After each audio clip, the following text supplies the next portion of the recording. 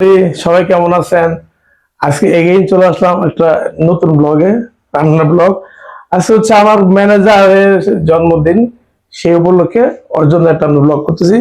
পোলাও আর মুরগির এই তো প্যার বসে, আর আমার সাথে আছে আমার ভাগ্নি কাকর। ও হচ্ছে আমার হেল্পিং হ্যান্ড। কাকর কিছু কইলে না। ও আজকে রান্না করতেছি দেশি মুরগি, সাথে দিব হচ্ছে আলু। প্রথমে প্যানটা বসানো হয়ে গেছে, একটু সাদা তেল দিব, সয়াবিন তেল। প্যানটা গরম হোক। আর হচ্ছে যে সবাই কেমন আছেন? এর আগে একটা ব্লগ ছিল রান্নার, সবাই অনেক আমাকে হেল্প করছেন, শেয়ার করছেন, ওনাকে আমার পাশে ছিলেন। যাই হোক, অনেক লাইক কমেন্টস আসছে। আশা করি এই এই ব্লগেও সেম রেসপন্সটা আমি পাবো। তো এই পর্যায়ে প্যান গরম হয়ে গেছে। প্রথমে দিব সাদা তেল, সয়াবিন। এটা একটু পুষ করো, কারণ এটা করতেছো ভালো। এই যে সাদা তেল দিয়ে দিচ্ছি মুরগি রান্নার জন্য। যে যেমন তেল খান ঠিক সেভাবে দিবেন আপনারা। এই পর্যায়ে দিচ্ছি পেঁয়াজ কুচি।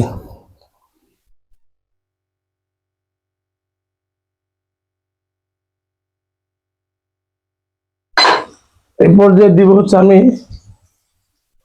কাঁচামরিচ, যে যেমন ঝাল খান সেভাবে আপনারা দিবেন।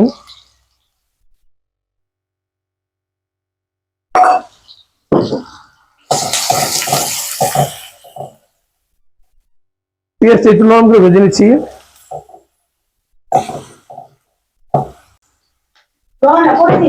দিচ্ছি স্বাদ মতো লবণ, পেঁয়াজ নরম হওয়ার জন্য।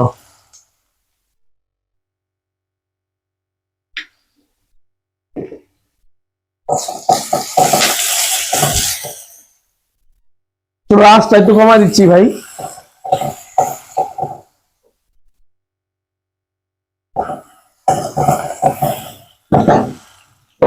এই পর্যায়ে আমি দিব কিছু গরম মশলা, দুটো তেজপাতা, লং, গোলমরিচ, এলাচ, দারচিনি।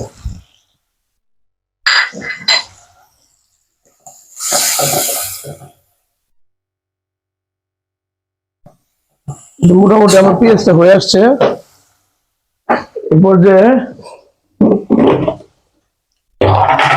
এরপর দিচ্ছি আমি ওই চা চামচের জন্য 1 চামচ আদা, 1 চামচ জিরা, 1 চামচ পেঁয়াজ বাটা, আর 1 চামচ থেকে রসুন বাটা।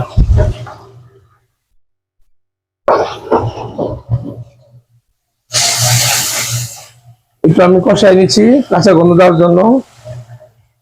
আদা রসুন একটা কাঁচা গন্ধ থাকে। একটু গরম পানি দিচ্ছি আমি, হ্যাঁ, মশলাটা পুড়ে না যায়। শস্য এই পর্যায়ে আমি দিচ্ছি আপনার, এই পর্যায়ে আমি দিব হচ্ছে মরিচের গুঁড়া, হলুদের গুঁড়া,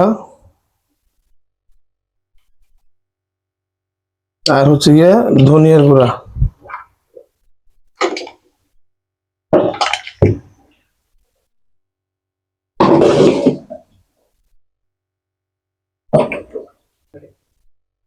আর এ পর্যায়ে দেখতেছি কি অবস্থা মশলা, হ্যাঁ মশলাটা কষে গেছে, তেল উপরে চলে আসছে। এখন এই পর্যায়ে আমার যে হেল্পিং হ্যান্ড, আমার ভাগিনা দিচ্ছে মুরগির মাংস আলু সাথে।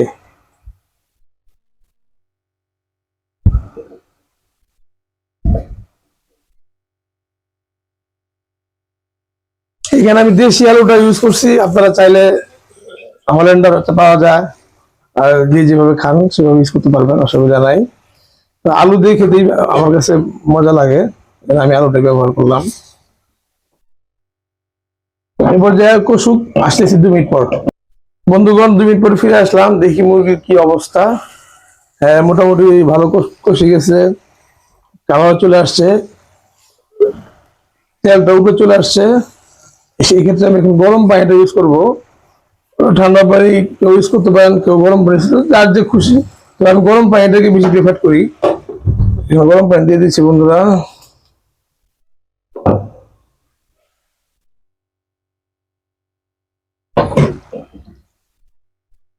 আর দেশি মুরগি বেশিক্ষণ লাগে না হতে, দেশি মুরগি সময় সিদ্ধ হয়ে যায়। যে আমি আমার এই কাপের মেজারমেন্ট আমি 2 মগ পানি দিয়ে দিলাম।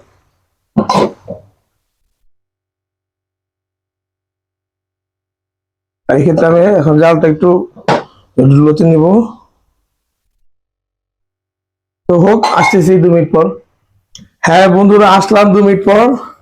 মোটামুটি তরকারি হয়ে আসছে। এই পর্যায়ে আমি দিব হচ্ছে যে, আমি এর আগে ভিডিওতে আপনার দেখাইছি আমার বাসায় হাতে বানানো একটু গরম মশলা, যেটা আমার বাসা থেকে বাসায় করে সবাই। এটা হচ্ছে আপনার ওই যে এর আগে বলছি ভিডিওতে, আমি আপনারা দেখছেন, ধনিয়া টনিয়া, তারপরে যে গরম মশলা মশলা এলাচ দারচিনি দিয়ে বাসায় হাতে বানানো হয়। একটু দিলে একটু খেতে ভালো লাগে। এটা তো আমি কালকে দেখা ভিডিওতে, এটা আমি অনলাইন থেকে নিয়েছিলাম গরুর মাংস দেওয়ার জন্য। এটা একটু দিয়ে দিলাম। এরপর যে রান্নাটা আর 2 মিনিট হবে, রাত 2 মিনিট হলে রান্নাটা আমি নামিয়ে ফেলবো। দেখি কি অবস্থা তরকারির। এই তো হয়ে গেছে। একটু ঝোল ঝোল রাখলাম। আর দেশি মুরগি একটু ঝোল ঝোল থাকলে খেতেও ভালো লাগে, সবার কাছে লাগে, আমার কাছেও লাগে। তো এখন নামিয়ে দিচ্ছি রান্নাটা। আপনাদের দেখি একটু বলেন কালারটা কেমন আসছে। তো সার্ভিং বলে আমি ঢেলে দিচ্ছি এখন।